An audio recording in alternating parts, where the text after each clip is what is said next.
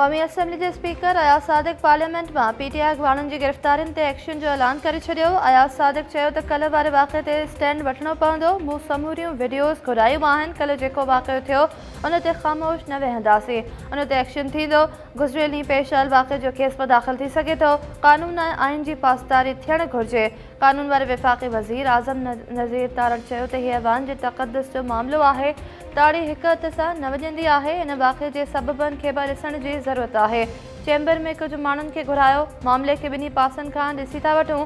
PTI MNA Ali Mohammad Khan चयो त गुज़िरियल राति जेको कुझु थियो उहो जमहूरियत जो 9 मई हुई। उनखे पाकिस्तान जी तारीख़ में हिक कारे बाब तौरु यादि रखियो वेंदो।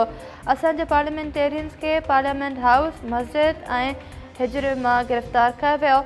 स्पीकर साहब, असां इसराइल में न पर पाकिस्तान में आहियूं। गुज़िरियल राति जंहिं बि पार्लियामेंट ते हमिलो कयो आहे, जितां जितां हुकुम आयो आहे आर्टिकल 6 उन्हनि ते लॻायो वञे। हीउ हमिलो PTI अॻवाननि ते न पर स्पीकर साहब तव्हां ते, वज़ीर आज़म शहबाज़ शरीफ़ ते ऐं शहीद बेनज़ीर भुट्टो जे पुट बिलावल ते आहे।